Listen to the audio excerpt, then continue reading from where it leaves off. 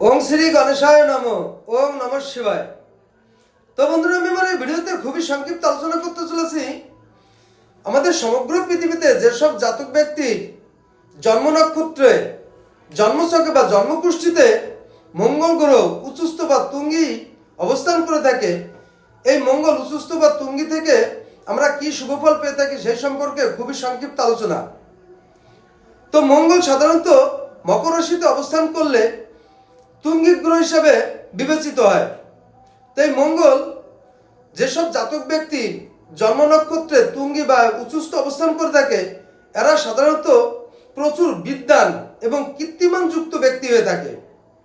এই মঙ্গল গ্রহ যেসব জাতক ব্যক্তির জন্ম নক্ষত্রে উচ্চস্থ বা তুঙ্গিস্থ অবস্থান করে, এরা সাধারণত রাজতুল্য ক্ষমতার অধিকারী এবং রাজতুল্য যুক্ত ব্যক্তি হয়ে থাকে।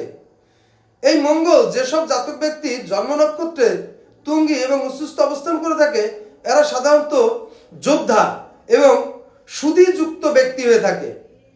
তো এই মঙ্গল যেসব জাতক ব্যক্তির জন্ম নক্ষত্রে উচ্চস্থ এবং তুঙ্গিস্থ, এরা সাধারণত ধনী, মানি এবং ধার্মিক যুক্ত ব্যক্তি হয়ে থাকে। এই মঙ্গল যেসব ব্যক্তির জন্ম নক্ষত্রে উচ্চস্থ এবং তুঙ্গিস্থ অবস্থান করে, এরা সাধারণত প্রচুর অলঙ্কারাদি এবং রত্নাদি যুক্ত ব্যক্তি হয়ে থাকে।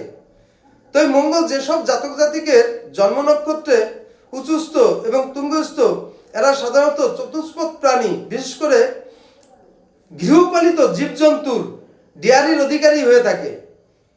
এছাড়া এরা কৃষিকার্য প্রচুর সফলতা পেয়ে থাকে এবং নানা রকম কলকারখানার মালিকও হয়ে থাকে। তো বন্ধুরা, এই ছিল আমার মঙ্গল যাদের তুঙ্গি এবং উচ্চস্থ তাদের সম্পর্কে সংক্ষিপ্ত মূল আলোচনা। নমস্কার।